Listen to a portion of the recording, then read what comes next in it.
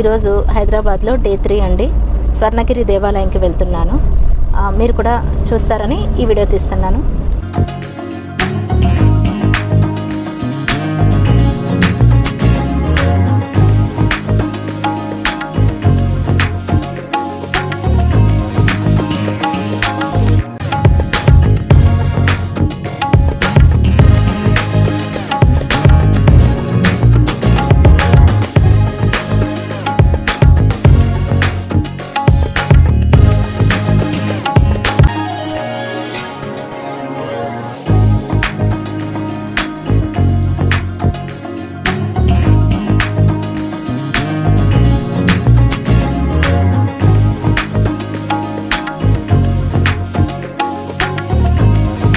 చాలా మంది వీడియో చూస్తున్నారు కానీ సబ్స్క్రైబ్ చేయడం లేదు. దయచేసి please like, share and do subscribe.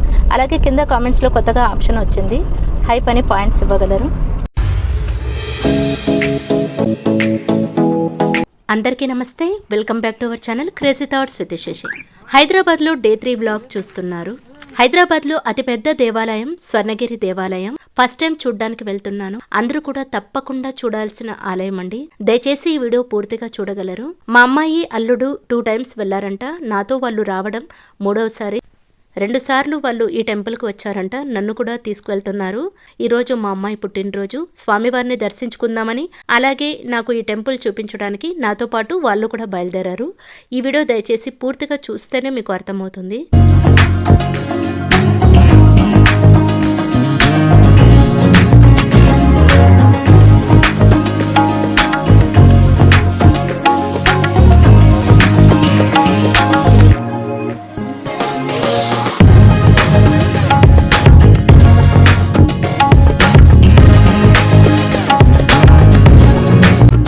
నాకు చిన్నప్పటి నుంచి దేవాలయాలు సందర్శించడం అంటే చాలా ఇష్టం.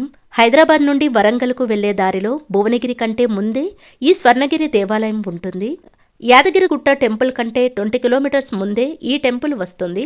మెయిన్ రోడ్ నుండి 1.5 కిలోమీటర్ లోపలికి వెళ్లాల్సి ఉంటుంది.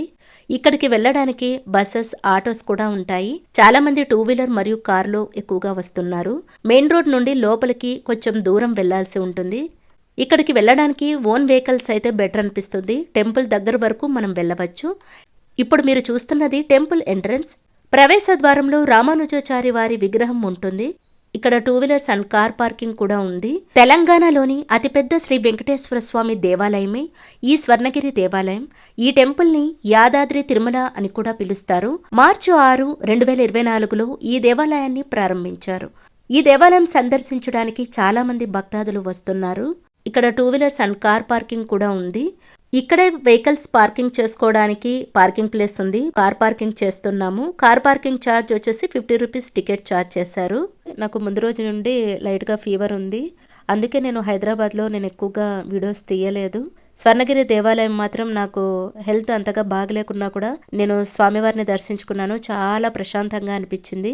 మేము ఈ దేవాలయానికి చాలా ఆలస్యంగానే బయలుదేరాము. అక్కడికి వెళ్ళేసరికి మధ్యాహ్నం అయింది. ఇంకా నేను టిఫిన్ చేయలేదు. స్వామివారి దర్శనం అయ్యాక చేద్దామనుకున్నాను. ఇక్కడికి వచ్చాక వీళ్ళు చెప్తున్నారు 108 స్టెప్స్ ఉంటాయని. అయ్యో, నాకు ఆపరేషన్ అయింది, నేను ఎక్కడ ఎక్కగలను అని అనుకున్నాను. కానీ ఎవరైనా ఈ స్టెప్స్ ఈజీగా ఎక్కేయగలరు. వృద్ధులు మరియు స్టెప్స్ ఎక్కలేని వారు బ్యాక్ సైడ్ నుండి టెంపుల్ కి నడుచుకుంటూ ఇక్కడికి వెళ్ళవచ్చంట. బ్యాక్ సైడ్ కూడా మరొక దారి ఉందని చెప్పారు.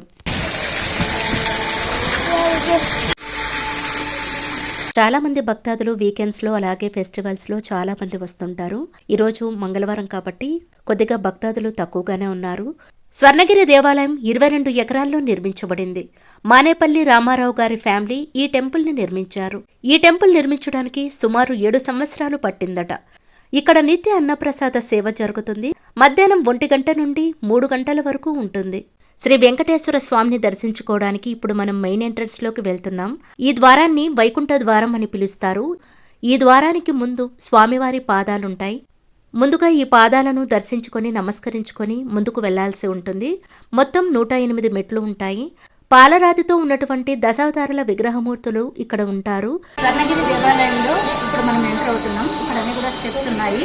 ఇక్కడ చూడొచ్చు కూర్మ అవతారంలో స్వామివారు.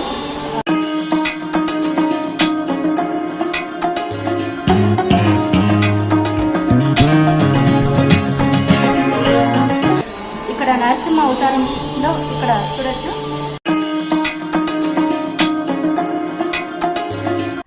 స్వామివారి దశావతారాల్లో శ్రీ వామన అవతారము, శ్రీ పరశురామ అవతారము, శ్రీరామ అవతారము, శ్రీ బలరామ అవతారము, శ్రీకృష్ణ అవతారము అందరినీ దర్శించుకుంటూ పైన గోవిందనామాలు స్మరించుకుంటూ పైకి వెళ్తున్నాము.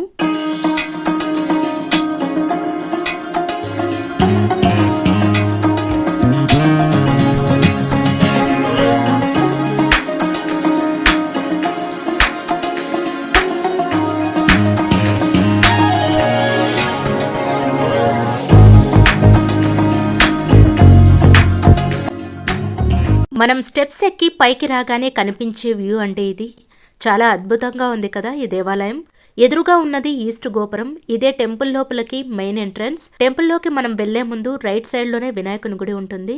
వినాయకుడిని దర్శించుకొని మీరు దర్శనానికి వెళ్ళిపోవచ్చు. ఒక్కసారి ఈ ఆలయం బయట ఏమేముందో అన్ని కూడా చూసేద్దామా మరి. దేవాలయంలో శ్రీ వెంకటేశ్వర స్వామిని దర్శించుకునే ముందు మొబైల్స్ ఇక్కడ నాట్ అలౌడ్ అండి. అలాగే లోపల కూడా వీడియో తీయరాదు. లగేజెస్కి అలాగే మొబైల్స్కి కౌంటర్స్ ఉంటాయి, అక్కడ మీరు ఇచ్చేసి వెళ్ళాలి. మొబైల్కి అయితే టికెట్ ఛార్జ్ 5 రూపీస్ ఉంటుంది.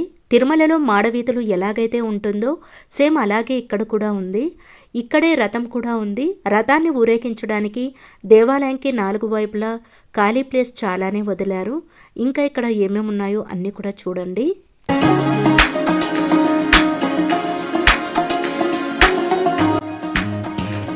స్టెప్స్కి ప్రక్కనే గరుడ మంటపం ఉంటుంది. ఈ శిల్పంకి బ్యాక్ సైడ్ కూడా మనం గరుడ దేవుణ్ణి దర్శించుకోవచ్చు. కలియుగ ప్రత్యక్ష దైవం శ్రీ వెంకటేశ్వర స్వామిని ప్రశాంతంగా దర్శించుకున్నాము. లోపల వీడియో నాట్ అలౌడ్ కాబట్టి బయట నుండి చూపిస్తున్నాను. ఇక్కడ శ్రీ వెంకటేశ్వర స్వామి వారి విగ్రహం 12 అడుగుల ఎత్తులో ఉంటుంది. ఎంత దూరం నుండి అయినా కూడా దర్శించుకోవచ్చు. చాలా బాగా స్వామివారి దర్శనం అవుతుంది. స్వామికి ప్రక్కనే ఆండాల అమ్మవారి దేవాలయం ఒకవైపు, మరొక వైపు పద్మావతి అమ్మవారి దేవాలయం. చాలా దేవాలయాలు లోపలనే ఉంటాయి. అద్దాల మంటపం కూడా ఉంటుంది. స్వామివారిని దర్శించుకున్నాక ప్రసాదం కూడా ఇస్తారు. చూస్తున్నారు కదా, ప్రతి చోట కూడా ఇలాంటి బోర్డ్స్ పెట్టింటారు. మీకు ఏ ఇన్ఫర్మేషన్ అయినా కూడా ఇక్కడే మీకు తెలిసిపోతుంది. మీరు వాహనాలకి పూజ చేయించాలన్నా కూడా చేయించుకోవచ్చు. ఇక్కడైతే ప్రత్యేక ప్రైజెస్ అన్ని కూడా ఇక్కడ మెన్షన్ చేసి ఉంటారు. దర్శనం కౌంటర్స్ చాలానే ఉంటాయి. ఫ్రీ దర్శనం ఉంటుంది. ఒకవేళ ఫ్రీ దర్శనంలో లేట్ అవుతుంది అనుకుంటే మీరు 50 రూపీస్ టికెట్స్ నుండి 500 రూపీస్ వరకు వివిధ టికెట్స్ ఇక్కడ ఛార్జ్ చేస్తారు. స్పెషల్ దర్శనంలో కూడా స్వామివారిని మీరు దర్శించుకోవచ్చు. పూజా సామాగ్రి అంతా కూడా ఇక్కడే దొరుకుతుంది.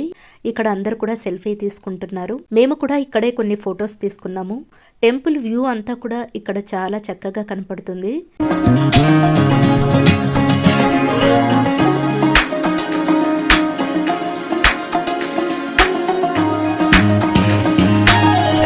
ఈ దేవాలయంలో ఒకవైపు గార్డెన్ ఉంది. అందులో ఏనుగు, గోమాతలు 2 ఉన్నాయి.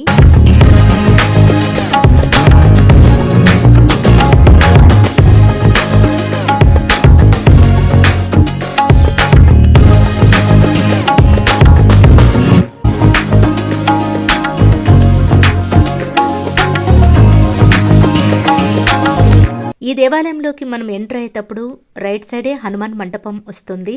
చాలా పెద్దగా ఉంటుంది. ఈ మంటపం హైట్ వచ్చేసి 127 ఫీట్ ఉంటుంది. ఈ హనుమంతుని విగ్రహం ఏకశిలతో మలిచారంట. హనుమంతుని విగ్రహం 30 ఫీట్ వరకు ఉంటుంది. చూస్తున్నారు కదా, కార్యసిద్ధి హనుమాన్ మంటపం.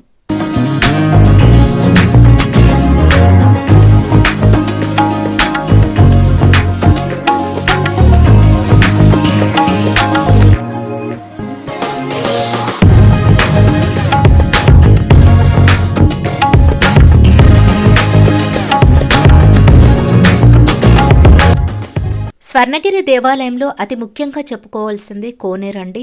కోనేరు అయితే ఇక్కడ చాలా బాగుంటుంది. ఈ కోనేరును దర్శించుకోవడానికి మనం కిందకు కూడా వెళ్ళవచ్చు. పైకి ఎక్కి కూడా మనం చూసే వీలు కల్పించారు. కోనేరు మధ్యలో విష్ణుమూర్తి ఉంటారు. ఈ విష్ణుమూర్తినే జల నారాయణుడని పిలుస్తారు. కోనేరుకి 4 వైపులా కార్నర్లో 4 చిన్న మంటపాలు ఉన్నాయి. శ్రీ లక్ష్మీ నరసింహస్వామి వారిని, భూ వరాహ స్వామి వారిని మనం దర్శించుకోవచ్చు. మీకు 2 వైపులా నేను కింద నుండి కూడా కోనేరుని నేను తీశాను, అలాగే పై నుండి కూడా నేను కోనేరుని తీశాను. ఇక్కడ కాయిన్స్ అందరూ వేయడం వల్ల కొద్దిగా ఇక్కడ కోనేరు అంతా కూడా శుభ్రం చేస్తున్నారు. నాకైతే ఈ విష్ణుమూర్తి ఉన్నటువంటి కోనేరు నాకు చాలా బాగా నచ్చింది. చూస్తున్నారు కదా, స్వర్ణగిరి దేవాలయం యొక్క కోనేరండి.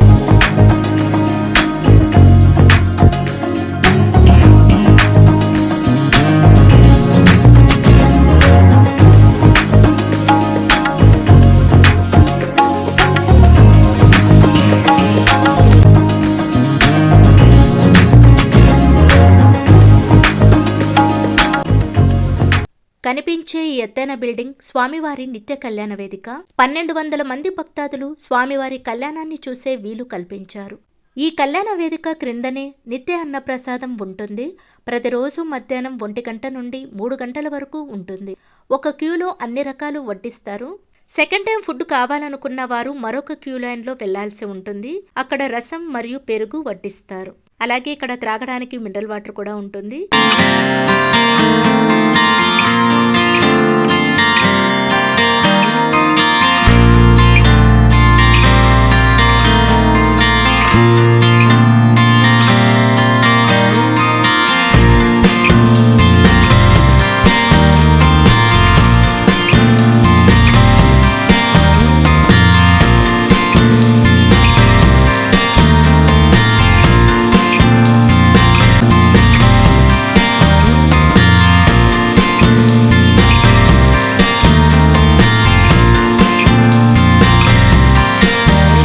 స్వర్ణగిరి దేవాలయం చాలా బాగుంది, చాలా ప్రశాంతంగా, చాలా హ్యాపీగా, చాలా పీస్ఫుల్గా ఉంది. పద విను.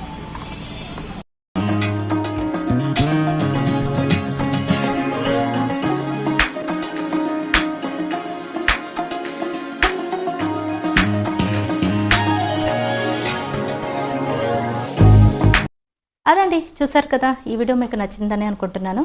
ఈ వీడియో కనుక మీకు నచ్చినట్లయితే ప్లీజ్ లైక్ చేయండి, అలాగే షేర్ చేయండి. ఇంకా నా ఛానల్ సబ్స్క్రైబ్ చేసి మరింతగా నా ఛానల్ని సపోర్ట్ చేయండి. Thanks for watching.